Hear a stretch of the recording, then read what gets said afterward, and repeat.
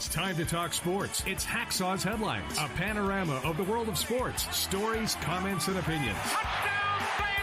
Now, here's iconic sports talk show host Lee Hacksaw Hamilton and co-host John Riley.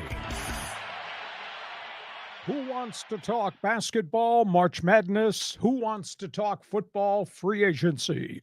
We do. Good afternoon, everyone. This is Lee Hacksaw Hamilton, along with my co-host John Riley. We welcome you to our bonus podcast coverage on a Monday afternoon from our studios in San Francisco. In your left hand, you got a basketball. Wait. We're in San Francisco? In San Diego. I am so distorted today. No worries. In your left hand, you have a basketball. On your right hand, you have a football. Do you think we have enough things to talk about today on our bonus coverage? Yeah, we do. We've got a lot to talk about. I mean, it's been a great sports weekend, and we're getting started with March Madness. This is my favorite time of the year. Okay, before we start, remind everybody about the Fans Forum and about subscribing so they can get all the information, whether they're in San Diego or up in San Francisco. Yeah, we're on a blowtorch signal that goes from Baja to the Canadian Rockies and points beyond now. So, you could subscribe. You can subscribe on YouTube, get all the updates. We put out video clips all throughout the week. And we also ask you to subscribe wherever you get your podcasts. When you're listening on Apple Podcasts, Google Podcasts, Hacksaw is on just about every podcast platform. So you can subscribe there. And be sure to join us in the Fans Forum. Hacksaw will take your questions and comments. Just type them in the live chat on Facebook or YouTube, and we'll get you involved in the Fans Forum segment. And I invite you to go to my website. It's all written. You will love it. Tons of information. LeeHacksawHamilton.com. Check it out every day. And by the way, when you sample what we're doing with our podcast, give us a thumbs up. That'll really help us. John, shoot a 3-point shot. Pick a March Madness basketball topic you want to talk about. Was it the Mountain West Conference broke over the weekend? The Aztecs came in and they swept it, the games in 3 days, and I loved every minute of it. From the Maui Invitational way back to March Madness, which is about to begin, this has been some ride at San Diego State. Let's review the Aztecs winning the Mountain West Championship. They finally wore down and put away Utah State. 3 games in about 44 hours, 3 victories, and the Aztecs are now going on to the first round of the NCAA tournament. They have a favorite phrase at San Diego State: defense travels. And thank goodness the airlines did not lose their luggage, because they needed the defense to finally win that game. It was not very easy for San Diego State. You know, they staggered and struggled the whole first half. They shot 30% from the floor in the first half of the game, and they were down 11.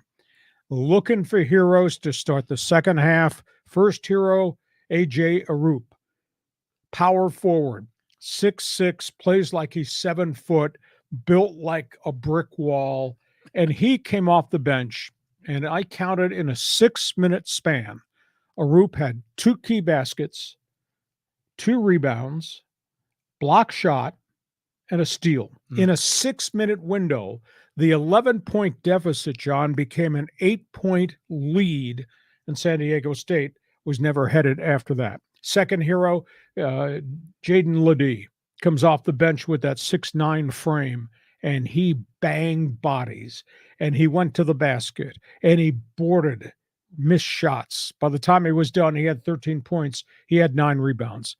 The numbers were staggering because of what A.J. Arup did and what Jalen Ledee did. They went on a 29-9 spurt. Nice. Blew the game wide open.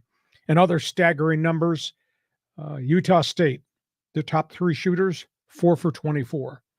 Utah State at 1 point, 2 for 13 on threes. Hardly got anything accomplished.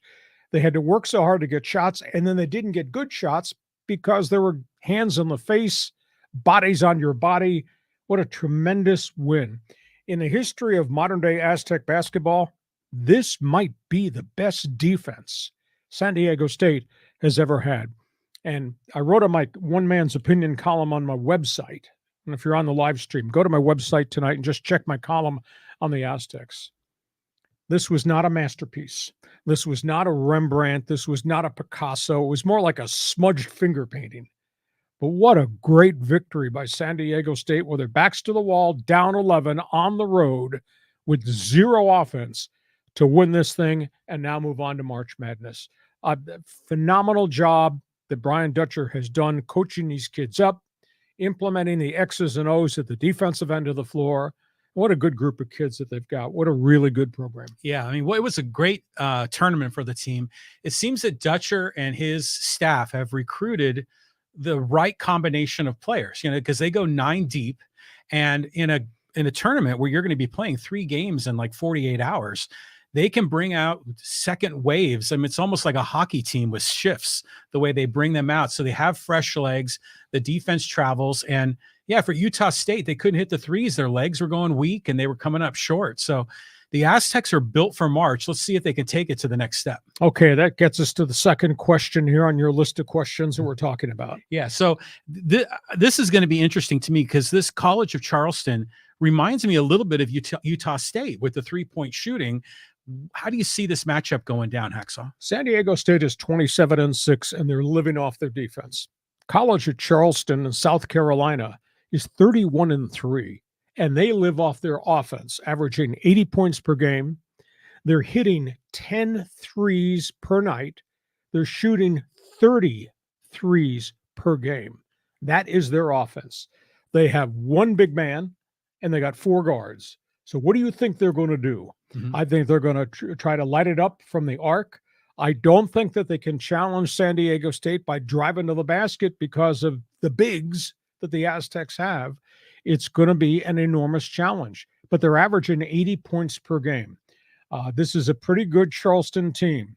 Their head coach is the one that developed Winthrop of South Carolina into a small college power. Winthrop goes to the NCAAs. He came from Skip Prosser's program as a longtime assistant at Xavier University. So he's learned a lot, and he's learned from some pretty good coaches along the way. Won 17 games his first year at Charleston, followed that up by going 31-3.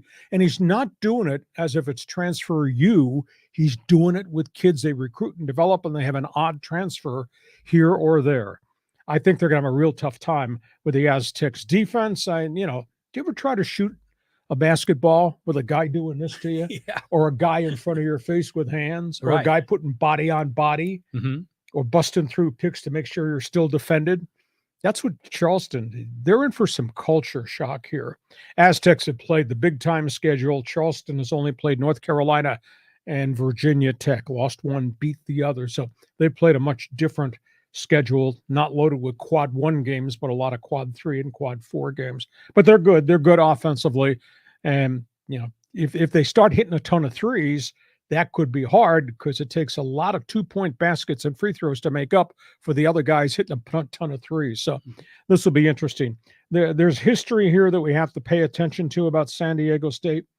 Coach Dutcher is 146-46, 100 games over 500. Amazing statistic. But in March, he's 0-3 in the tournament. Whew, that's not good. San Diego State, unfortunately, this is an East Coast game. It's in Orlando. They did not get put into the Sacramento Regional. San Diego State is 6-20 overall on East Coast games. Aztecs, in their history in March Madness in the tournament, 6-14. So they've got some things that they've got to accomplish here. I don't want to use the word one and done. I don't think it'll happen this time, but there is history that's tagged onto their baggage going to Orlando. Yeah. I mean, I think this is a year they're going to actually make some progress. They're going to get the monkey off their back. The Aztecs have a really good 3-point defense. I mean, they guard the line really well. And to your point, arms in the face. I mean, they teach those kids, like AG is, man, he's got his hand right in the shooter's face the whole time. But I was watching some video clips of Charleston, and it seems like they're more than just a 3-point shooting team. They've got a lot of guys that are cutting to the basket, a lot of back cuts, a little bit of Princeton going on there. So the Aztecs are going to have to be very alert. But Utah State plays a similar game. But you know what? This game is going to be at 12 noon Pacific time on Thursday. And then we'll be back with Hacksaw's headlines at 3 o'clock. So we'll have something to talk about now. I think it's going to be hard to shoot threes because of that body bag defense that San Diego State plays. And it's hard to run cutters and backdoor screens and all that. Because what's the other thing San Diego State does? Hands, blocks, tons of passes, turnovers, ball goes the other way. Defense triggers San Diego State's offense. Fun game. Comes Thursday, 12 noon. Now, we got the other teams in Southern California going to get to play too, John. Yeah, so, I mean, UCLA, they kind of stumbled a little bit there at the end in the Pac-12 tournament. We'll talk about that, but, they've got an interesting opponent. We expect them to go pretty deep this March. North Carolina, Asheville is 27-7. Much like college at Charleston, they play in a much smaller Division I conference. UCLA has had to overcome the loss of their top defender, the defender of the year of the Pac-12, Jalen Clark. But what's happened in the back half of the schedule is their blue chip red freshman has done a hell of a job. Amir Bailey is stroking it from outside and putting it on the floor and going to the basket. And whereas I think there was a lot of concern all season that all UCLA would be a two-man team, Jaime Jaquez and Tiger Campbell, Amir Bailey has now become an instant offense guy. I think UCLA probably wins this game quite easily, and then UCLA might be on a collision course to go play Gonzaga coming up, because that's in that bracket. Mm-hmm. Yeah, that's going to be great to watch these guys go. UCLA obviously has all that tradition, but it's nice to see them back on top. They got a great squad, but injuries have been doing them in. So we'll see how this goes. The Bruins and Gonzaga, they faced off last year in the Final Four, and I think Gonzaga got the better of them. Yep. So this could be a collision course and maybe a rematch. Keep an eye out for a kid by the name of Drew Pember from North Carolina, Asheville, transfer, Tennessee Volunteers, really good player, 21 points, 9 rebounds per game. The other team in LA. Oh, yeah. Well, yeah, USC, I mean, they made the tournament as well. I mean, California is loaded with teams, including St. Mary's. So SC's in this. They're going against Michigan State. I was at that game when Michigan State played Gonzaga on the aircraft carrier. And this is a tough squad. I mean, Michigan State is going to be a tough out for USC. They are the carbon copy of the personality of their coach, Tom Rizzo. Hard nose. Tom Rizzo's got 53 career wins in March Madness. Think about that. 53 victories. Andy Enfield's done a good job at USC, but he's been plagued by the loss of kids who've gone to the NBA really early. And at that, it's made it hard to have any continuity at all. It's almost as if, John, he's just got a new team virtually every year, but he's got a good team. Boogie Ellis is a really good guard. Now, sometimes he's being asked to take on too much of the workload. Kobe Johnson has grown as a young shooter, and they've got a tremendous freshman by the name of Trey White, who's become a scorer the back half of the Pac-12 schedule. Michigan State's Michigan State with a bunch of hard-nosed kids, and they play really, really well. However, very young USC team. And who you playing? Rizzo. And who you playing? Rizzo's kids. You know how street tough Michigan State plays basketball in the Big Ten? I think this is going to be one and done. And I think it's going to be hard for Andy Enfield because he's going to continue to lose these kids on a year-by-year basis. They're having their own one and done problem with the makeup of USC roster. He's done a good job since coming from Florida Gulf Coast University, but he's not elevated Southern Cal basketball into the same front page, sports page coverage that UCLA gets across the board. Yeah, I mean, he's had a tough go of it, but I think the Aztecs played them last year, and their bigs were really athletic. It was like the old Aztec teams where they were strong, they were long, they rebounded, they guarded, but they didn't hit very many shots. They had pretty low field goal percentage. So maybe this year's team is like them. We're going to find out. But for Southern California basketball fans, we got a lot of teams to root for. The best part of March Madness is what we saw on TV on Sunday, John. This is so cool. Selection Sunday is great. We know who the number one seeds are and who's been at the top of the poll. There have been 7 different schools this year that were ranked number one in a topsy-turvy college basketball season. But the cool thing is to see those little guys get the bid. Northern Kentucky, they're going to the tournament. Mm-hmm. That's absolutely amazing. Farley Dickinson, Kennesaw State was 1-28 2 years ago, and they're in March Madness now. In a play-in game. Texas Southern was a sub-500 team, got hot at the end and won their conference, and they're going to the tournament, I think, with a record of maybe 14-20. It's absolutely amazing. Wow. So that's the coolest thing about March Madness is to see the little guy get the opportunity to have a good season, go to March Madness, and you never know. Can a 16 beat a 1? Yeah, it's happened one time in the history of the NCAA, but that's why you roll the basketball out on the floor to see who's going to win. And I will tell you, there's some great first-round matchups. Kentucky-Providence is going to be cool. Both these teams are made up of transfers from other schools. That's going to be a good game. Keep an eye on UConn-Iona. You think they're going crazy in the Northeast? UConn is a national year-by-year power. Rick Pitino's done a pretty good job at Iona, and the rumors are he's coaching his last weeks of basketball with the Gales because he may wind up with the Georgetown University Hoyas job. So that's a game worth watching. And Virginia-Furman, that's kind of a schizo game because UVA doesn't score a lot. They play great defense, and Furman scores a lot.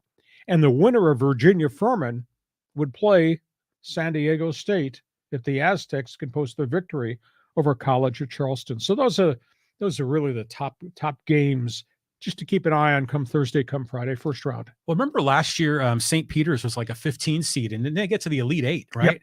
So I always love seeing these Cinderella stories. But when they announce the brackets, you watch the Selection Sunday. It's a great show, and of course it was right out of the gate. I mean, it was San Diego State, College of Charleston, and right away, was it Clark Kellogg and some of those guys, they were already picking Charleston. Oh, this is a good upset pick. Again, no respect for San Diego State, but Dutcher needs to get a win. He's 54 behind Izzo, right? If Izzo has 54 wins, Dutcher needs to get on the board here, needs to take care of business. It's going to be fun. Where's Rodney Dangerfield's favorite phrase? I get no respect. That's what San Diego State basketball is all about. They're going to have to prove themselves. They'll do it with their defense. I think that's what's going to happen. Before we go to the next topic on the table, which is going to be NFL football, which has grabbed the headlines on a Monday afternoon. John, for those of us watching live stream on our bonus coverage podcast today, how do they subscribe and how do they join what we're doing? Yeah, so you can get involved in the fans forum. I already see a number of messages up on the fans forum now. Just type your question or comment in the live chat on Facebook or YouTube. Your question or take for Hacksaw. We'll get to that at the fans forum at the conclusion of Hacksaw's headlines. Be sure to subscribe wherever you get your podcasts, including on YouTube. Click on that bell. You'll get the updates every time we release a video clip. And go to my website, leehacksawhamilton.com. It is all written. You will really like what I have to say. And if you're an Aztec fan, read my column today about who they are, how they got there, and who's to blame for what San Diego State basketball has become a raging success. That's on my one man's opinion column. And like anything else, when you sample what we do on our podcast and all the different platforms, give us a thumbs up. A, we think we're pretty good. B, your thumbs up helps us a great deal. Football, John, first day free agency. Wow. I mean, it was interesting the way the number one pick was finally dealt. I mean, you were talking about that weeks ago. Well, we projected that Chicago was going to shop the pick and it's going to probably trade the pick. I think what surprised everybody is the guy that got the pick. I'm talking about the Carolina Panthers with that logo there next to the Bears logo. What a price. They paid 4 number 1 draft picks, a 2 and a 3, and their top wide receiver to make this deal go through. DJ Moore goes to the Chicago Bears, along with Carolina's 1 this year, 1 next year, a 2 and a 3. It's a 5-for-1 package. That's an unbelievable gift that the Chicago Bears got. Bears, of course, had committed to keep Justin Fields, so they dropped from the first slot down to number 9. But there's such a deep draft defensively. They're going to get good players, even starting at 9. And they've already dove into free agency today and scored a couple of hits by spending money on defense. Carolina, they stripped the thing bare. They'll have the number 1 pick. I'm not sure whether it's going to be Bryce Young, Alabama, or C.J. Stroud of Ohio State. But they're going to be wafer thin in terms of talent other places unless they pour into free agency and try to make some things happen. So I was surprised the trade was made as early as it was because the draft is not next week. Draft is, into next month. That's an awful early time to pull the trigger on a deal without shopping that pick more to see if there's a better price than what Carolina paid. But Carolina paid a hell of a price to get the #1 pick in the draft. Yeah, I mean, it was huge. I mean, the Bear fans have to be ecstatic because they've been sort of in no man's land for years. But what do you think Carolina is going to do with the pick? Are they going to take one of the two top QBs, Stroud or Young, or that there's a quarterback at Kentucky and one at Florida? They're both top picks as well. Well, those guys will all probably be first-round draft choices, but there's a big difference between what you got with Bryce Young at Alabama and what you got with C.J. Stroud at Ohio State, as compared to Will Levis or Anthony Richardson. Levis has only played 1 year of major college football. Richardson is a dynamic athlete, but the kid only completed 53% of his passes at Florida. It's just a lot of issues here about accuracy. I think Carolina's going to take one of those two quarterbacks. Frank Reich said we had to have a quarterback. When Derek Carr came off the table as a free agent and never got to Carolina for the visit with Reich, and I thought that was a great place for him to go. I think that Carolina said, okay, we got to go trade up now, not let somebody jump in front of us or outbid us or whatever. So that's why they paid the price. But they will take one of those two quarterbacks, I'm sure. I think that's the big story. Next story in the NFL. Okay, yeah. So let's go up the road here and talk a bit about the Rams. I mean, Jalen Ramsey was on the trade block, and it looks like it went down. Yeah, and they're tearing the team down. That Super Bowl is now 2 years removed. I bet LA doesn't even make the playoffs.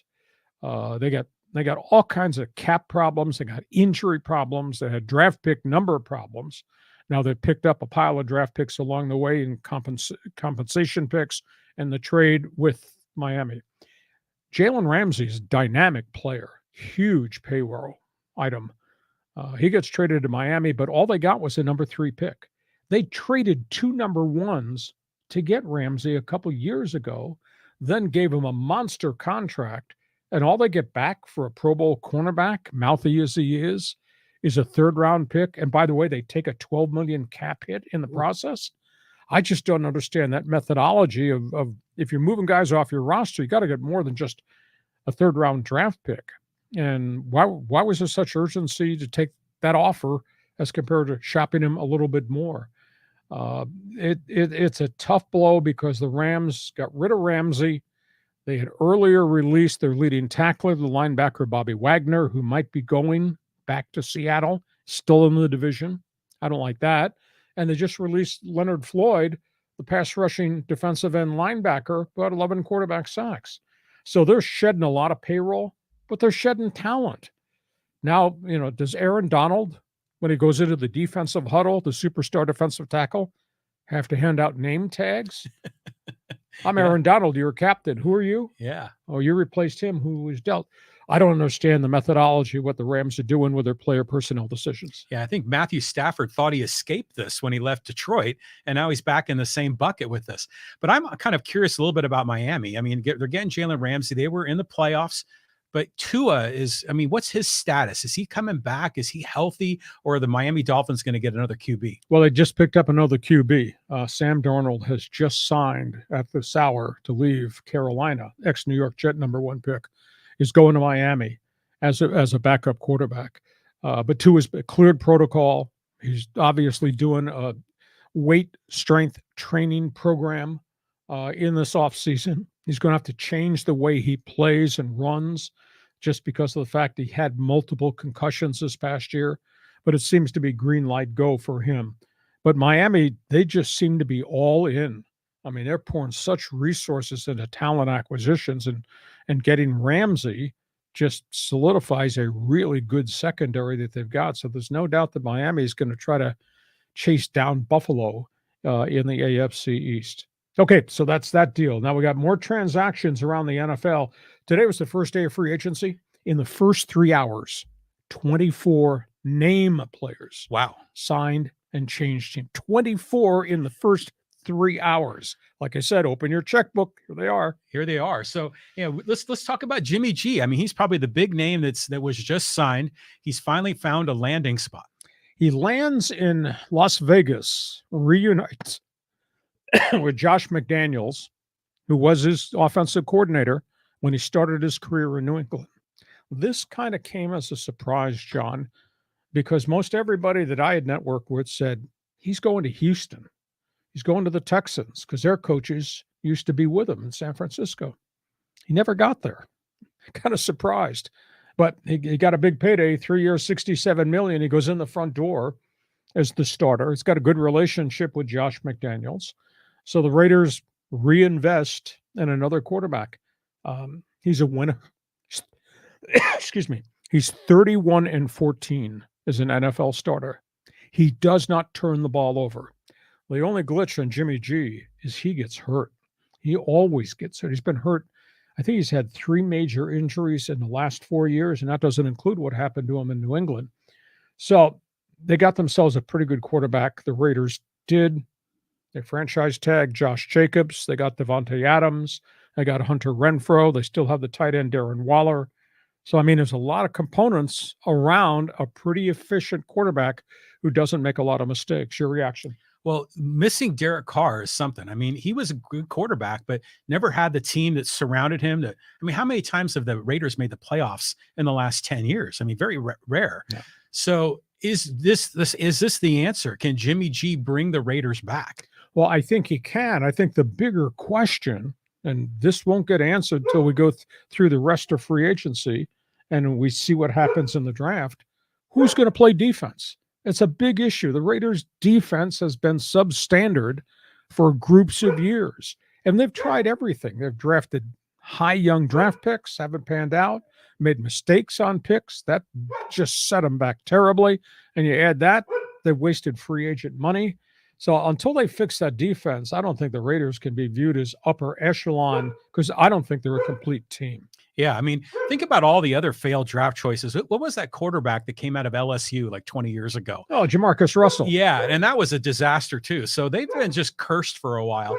You know, when I grew up back in the Bay Area, you know, in the 70s, the Raiders were a great team back then. And so I still kind of root for them. So I'm hoping that Jimmy G will kind of bring them, you know, incrementally move the ball downfield for them.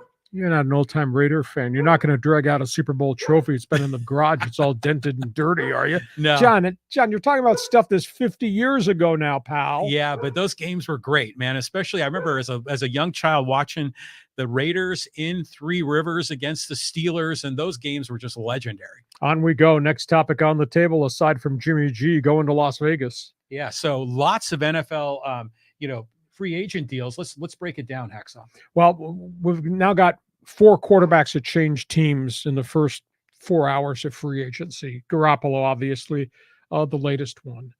Jarrett Stidham left the Raiders to go to Denver. And this is after Josh McDaniels has said, we really like this kid. The kid threw for 365 in his first Raider start, but he just did not see any future there. Denver offered him guaranteed money to go be the backup to Russell Wilson. So he was the first one to jump ship in the early morning hours today when the window in free agency opened. The surprise one, the New York Jets now have no quarterbacks. Think about that. Mike White, who was a high draft pick out of Western Kentucky, played a little bit as a rookie, struggled, played much better last year, had a couple of 300-yard games. He vacated. Mike White went to Miami. He's going to be Tua's backup. And he's big and physical and strong arm, throw the ball down the field.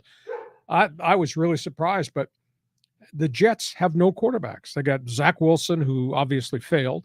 They've yet to get the Aaron Rodgers deal done. So I don't know. Is this the front end of something else? And if they don't get Aaron Rodgers, hell, they might call you. Jets, to me, something's not right there. But Mike White defects and goes to Biscayne Bay. And then Case Keenum wound up going to Houston after the Texans failed to get the meeting with Garoppolo. They signed Case Keenum, who's been around the block a lot, played in Washington, played in Cleveland, played for the Rams, did a tour of duty very early in Houston.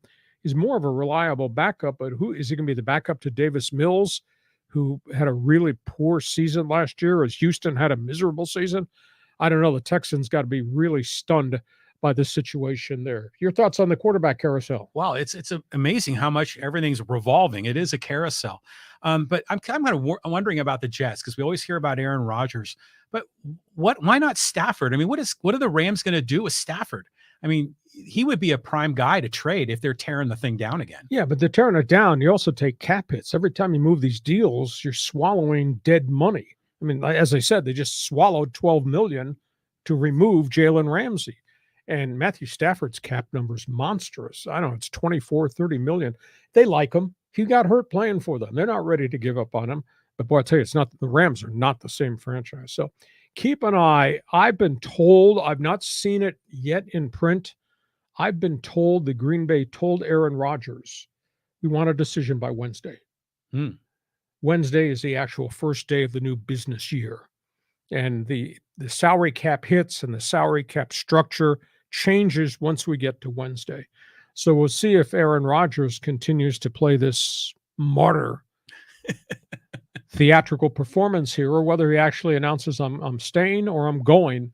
But Green Bay's got the insurance policy because they've publicly said, we think Jordan Love, the Utah State quarterback who's been there a couple of years as a backup, is about ready to play. So, it may well be that we're going to get an Aaron Rodgers Green Bay to New York Jets trade before we're done.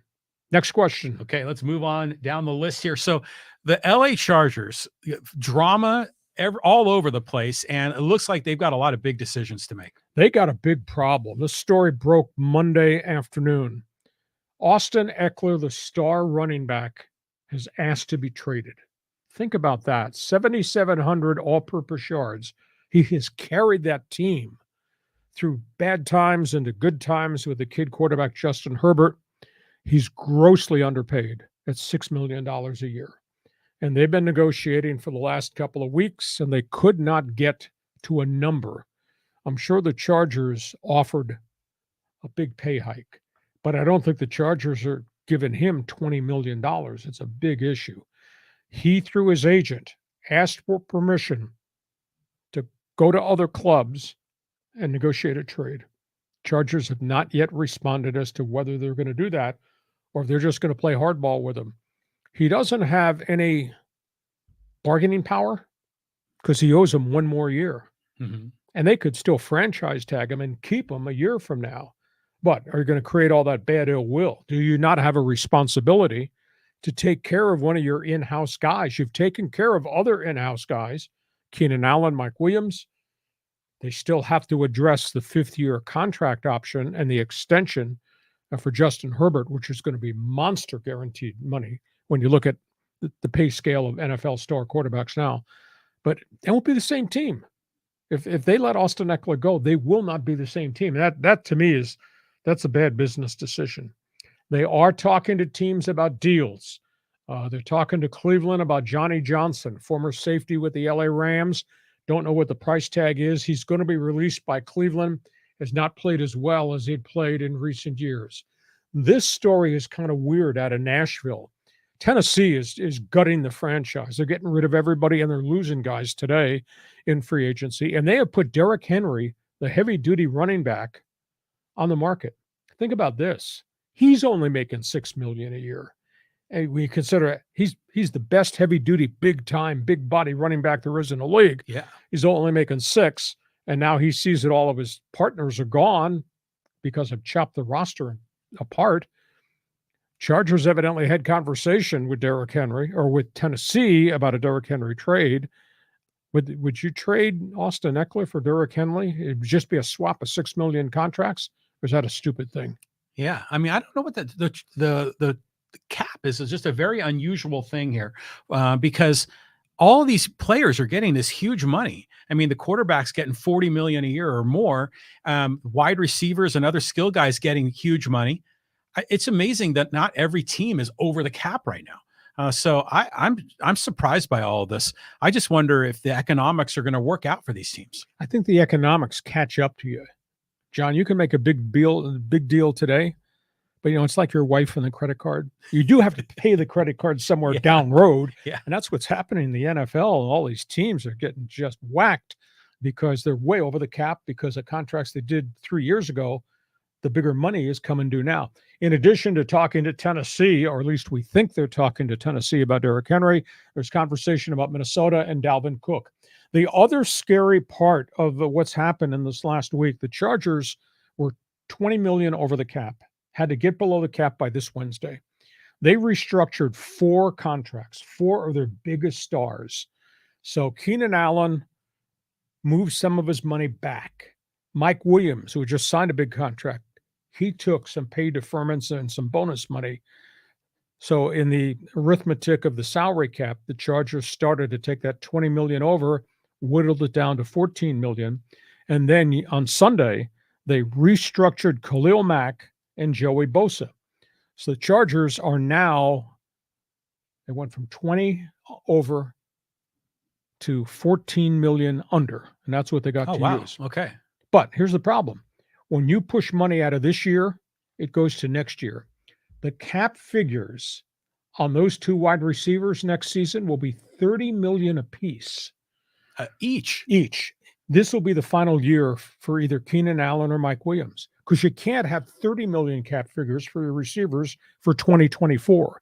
They gave him space this year, but the cap figure blows up. And look at the cap figure for Khalil Mack next year, 38 mil, and Joey Bosa with his restructure, 36 mil. I just don't think you can have that. And if you try to restructure these guys in 2024, that pushes bigger money into 2025. And John, if you don't pay your wife's credit card bill, they're going to come pull the plug on our studio too. So, I mean, the Chargers have got a real issue here with how they're creatively creating cap money now, but what the bill is going to come due. And some of these guys are going to disappear next year, I think. Yeah, I mean, this is incredible because what is the cap right now? It's around 220. 228. 228. Went up 16 million. I mean, you got like guys making 40, 30, 25, 36. I mean, you can maybe have 10 players. That's all you can afford. So I'm interested to see how this goes. Now, when those players, they defer money, with interest and inflation and everything else, I mean, you're giving up cash. So I wonder has the NFL ever done like a Bobby Bonilla deal where they've like extended the payout like 20 years, anything creative like that? Or is that what I think there's a limit as to the number of years you can put in a contract. You're getting at the average salary, which was what baseball allows. But the NFL, no, because of the injury factor and all of that. Fascinating to see. And on top of everything we just talked about, the Chargers, they still have to detail what they're going to do with Justin Herbert's contract extension. And if you look at the free agent money, the checks written to all these quarterbacks, he's not going to stay in San Diego. He's not going to stay in Los Angeles. I don't use the words Los Angeles ever as it relates to the Chargers. They got a tough situation because they're going to have to give him big upfront guaranteed bonus money and big salary going forward. I have no problem with that because he's a star. The owner might have a problem with it because I don't think the owner has big time money. So Chargers got a real issue.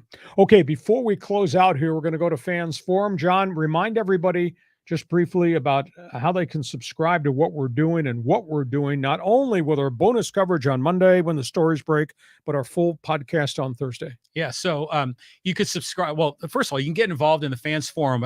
We got a ton of comments, but we'll still take more. So, chime in, drop your question or comment in the live chat on Facebook or YouTube. We're about to start Fans Forum. And yeah, subscribe wherever you get your podcasts, YouTube and all the audio only platforms. And, by the way, Lee, we're getting out these short videos, these YouTube videos that are like under 60 seconds. And those are actually doing really well. And so we've been sharing those on Facebook, on Instagram, on TikTok, on YouTube, and in Twitter. So we're just going multimedia here. And a reminder, too, check my website. If you like sports, you'll really like what I write every day of the week, including One Man's Opinion column. And also, please, when you sample what we're doing with our podcast, hit that thumbs up button because that really helps us a great deal. All right, John, you created Fans Forum. Where are we going? Pick some questions. All right, let's get Angel Berrigan in here. He actually dropped a lot of takes, but let's take his first one. He says, I think San Diego State could go to the Sweet 16. They should beat Charleston, and I think they could take Virginia. I don't know. The Aztecs play really good defense, chokehold defense. Virginia plays chokehold defense in the ACC, and there's a lot of talent in the Atlantic Coast Conference.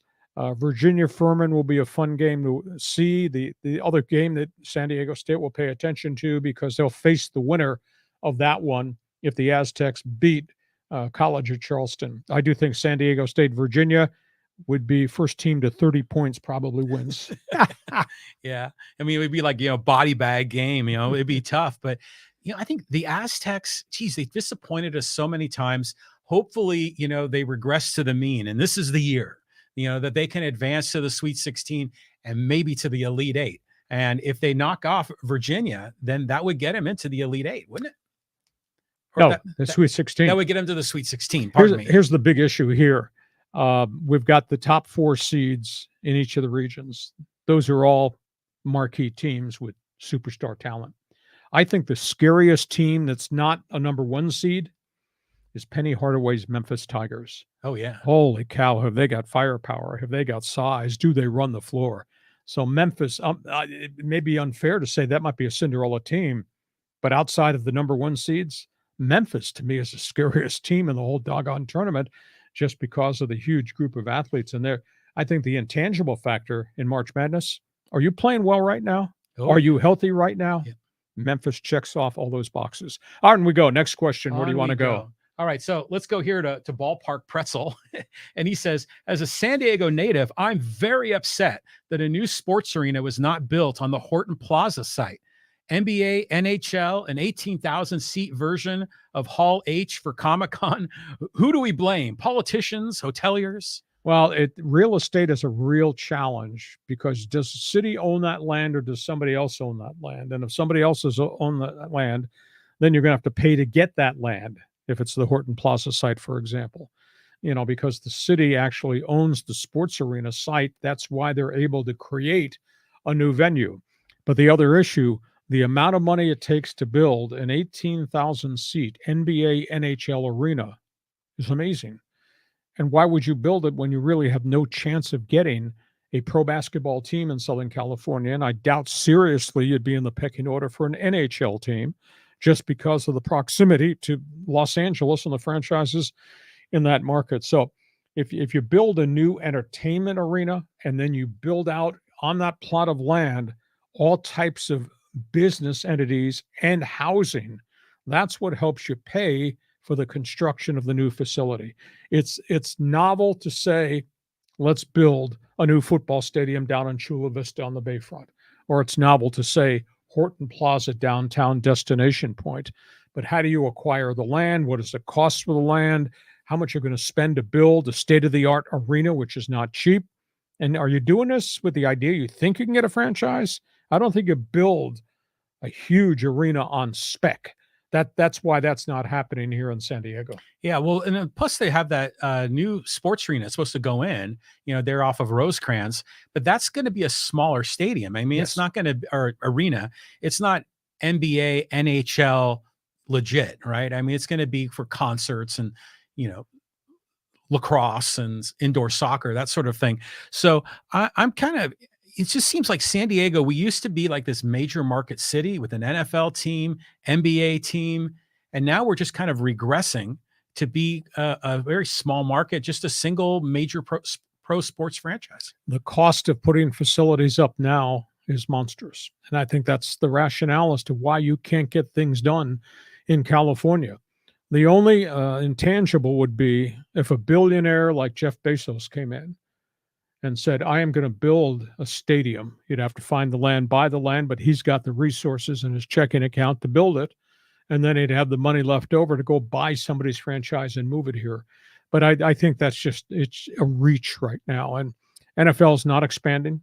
I don't think anybody's moving in the NFL. Even the small markets like Jacksonville and Buffalo are spending all their money and getting support in their communities to build new stadiums or renovate stadiums. NBA is, they've talked about expansion, and, they're looking seriously at Las Vegas. And I think Seattle is going to get a supersonic type franchise back there. There is pressure for hockey to expand, but it's not coming here because there's no arena. Won't be an arena here a week from Tuesday.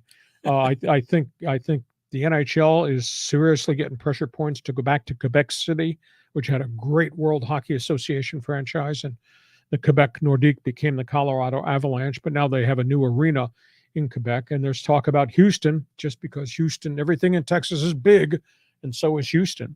So I don't think hockey's available. So I just don't think at the end of the day, you can't invest all that money with the hope we might get a franchise when there's no franchise is probably going to be made available to the market. Next question. All right, let's go take a look at some of these YouTube comments. Got some good ones here, and here it is. So this is from David Delamuth, and he says, let's talk about, no respect to San Diego State. He says, They don't have respect because they haven't won an NCAA tournament game since 2015. That COVID season screwed us to this day. Figured we would have gone far that year. Could have helped even more in recruiting, in my opinion. Well, recruiting's gone pretty well. And Brian Dutcher's done a phenomenal job unearthing all these talents and then getting the right type of kid on the transfer portal. The 30-2 season, if there was anybody who had a chance to go down the road, win a couple games in the tournament, that was a really, really good basketball team. In prior seasons, we had, Kawhi Leonard's team was phenomenal. The Jamal Russell team was pretty good, but they just didn't get it done against the people they played. The Aztecs, they never like to talk about it, but you're haunted because the flashbacks come. Creighton, Syracuse, Houston. Yeah. Games they led in, they got away. Games they couldn't handle what the Syracuse Orange were doing to them defensively. So this next thing, March Madness, it's just a different beast. And short preparation time and travel, that's hard. I mean, San Diego State's got to go all the way across the country to Orlando, and they don't have a good record on the Eastern Seaboard. But luckily, the way the brackets fell, they could beat College of Charleston, and that'd be one feather in their cap, and then they'd be able to say, hey, we're going to play Virginia, and, geez, that might be a 33-30 game. Well, yeah, that's like back in the day when they didn't have a shot clock, right? And Coach Dean Smith was running the four-corner offense. They just got to get over the hump. And hopefully this is the year that they do it. I think they're built for this. They go those 9 guys. Every one of them is a legit starter. And, every game it's someone differently. Like in the championship game against Utah State, it was Jaden Ledee, and boy, did he have a great game.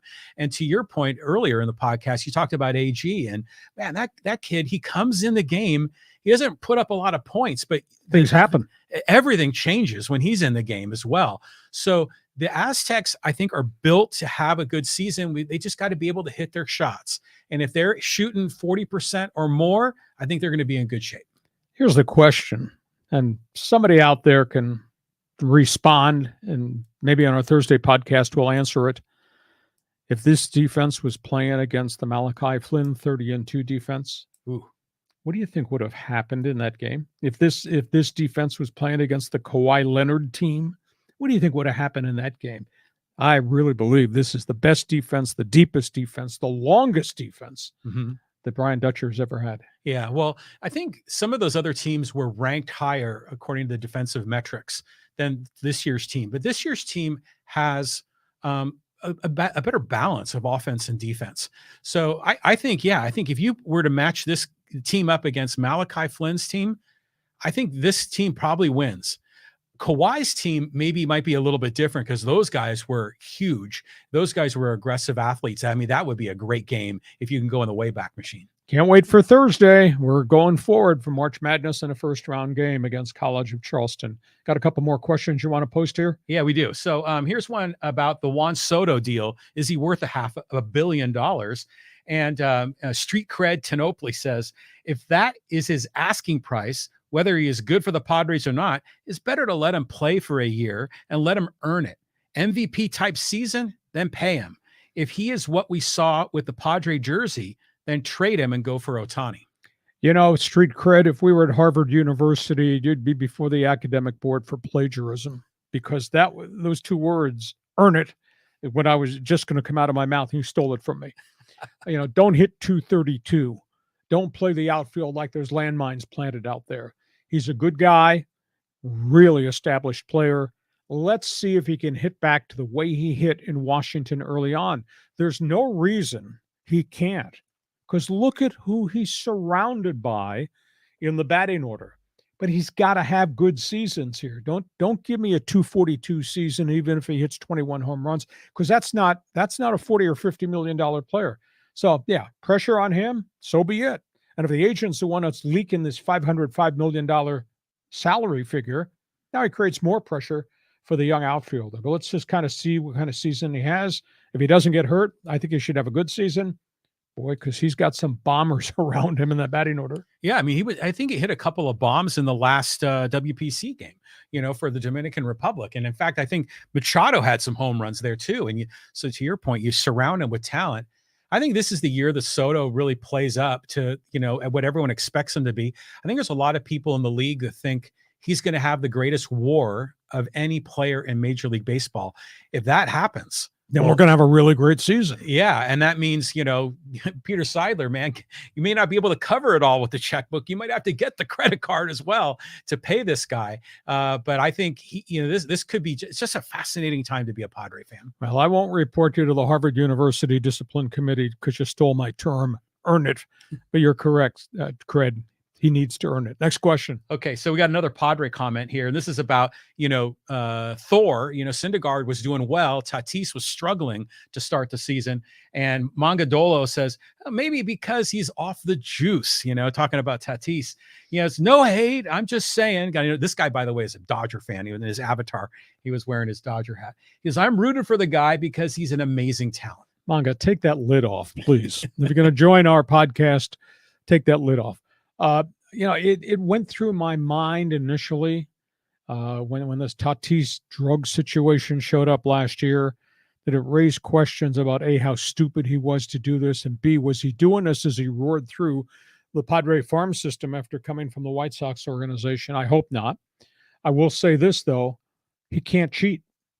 He's a felon.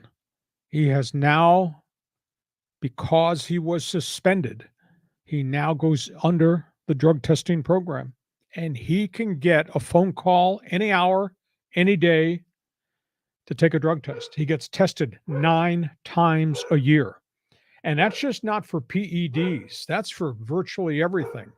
So, pal, don't take the wrong cold medication. Yeah, really? You got to be careful because of the fact he's, in essence, is a convicted felon. I hope he bounces back. He, had the 0 for 16 start. Then had a couple of hits. It did not get another hit in the Padres Monday game early on. So we'll just see. We still got 3 weeks to go. I said last Thursday on the podcast, if the guy's hitting 1 for 27 by next Thursday when we join you on our regular podcast, I'll start to be concerned. We'll just see if he snaps out of it. And the other piece of the equation, these are not major league games. He doesn't have his whole lineup around him.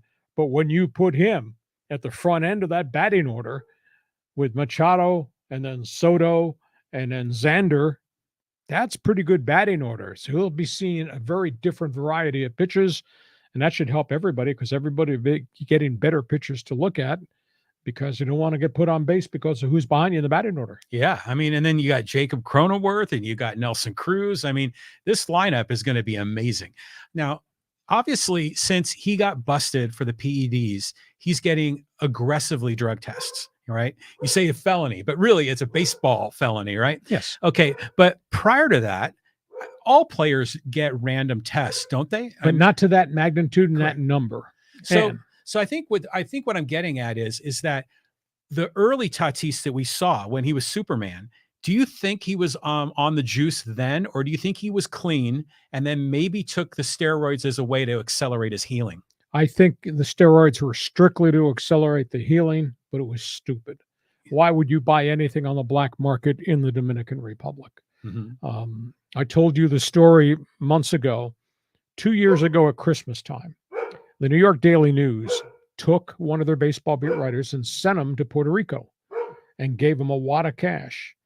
And the first weekend he was there, he bought virtually every type of illegal baseball substance you can on a street corner. Wow. And then he brought it back. He couldn't get it into the country, but he took pictures of it and all that. And New York Post ran this big thing, or New York Daily News ran this big thing just about how illegal all the stuff was on the streets of the Dominican Republic and Puerto Rico. And baseball's got a huge problem down there in terms of drug testing all those young players and educating those young players.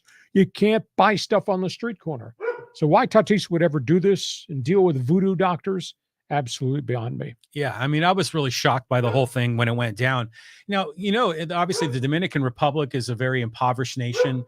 For a lot of these kids, it's their only way out is to be way off the island. Yeah, so a lot of them are taking these big gambles, these big risks. But someone like Tatis, who comes from a family that really shouldn't have money problems, it's amazing that he is doing that. It was just, I'm gonna give him a mulligan on this. Making a stupid decision when you're a 23-year-old. It seems like he's a different man now. Okay. And I'm giving him the benefit of the doubt. But if he gets strike 2 on this, I think it's going to be a world of hurt. Well, I don't think that'll happen. I'm a big believer in second chances. He's been educated. He's been told how he will conduct his business going forward. And to me, the bigger question is he going to do this again? I don't think so. I think he's street smart enough to know that he's got this contract and he's got a responsibility to Peter Seidler and a responsibility to this community and all these great fans that watch our live stream and go to Padre games. That's right. The bigger question is the health issue. Can he stay healthy with the wrist? Does he not injure the shoulder? And what will be the experience playing right field at Petco Park with the porch and the corners that jut in and out and the fences? That there's a learning curve that he has to go on there. Hey, listen, we hope you've enjoyed our bonus podcast on Monday, covering March Madness, covering the NFL, and then what you had to say as we exchange gunfire on Fans Forum. We remind you, we're here Monday for bonus coverage. We're here Thursday for the full podcast. And go to my website, leehacksawhamilton.com, to check out what I write, including my one man's opinion column today about who San Diego State is, why San Diego State is this way, and how San Diego State got to be where they are. Hope you enjoyed it. John, we'll talk to you Thursday. Hope you don't get traded. NFL free agency, you're under contract, you cannot leave. And our thanks to our executive producer, the barking Black Labrador Retriever, Nona. Not necessarily agree with everything we have to say.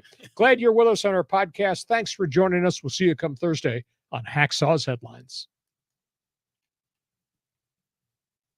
Join us again for Hacksaw's Headlines on YouTube, Facebook, and Twitter. And find the audio version on your favorite podcast apps. For more content, go to leehacksawhamilton.com.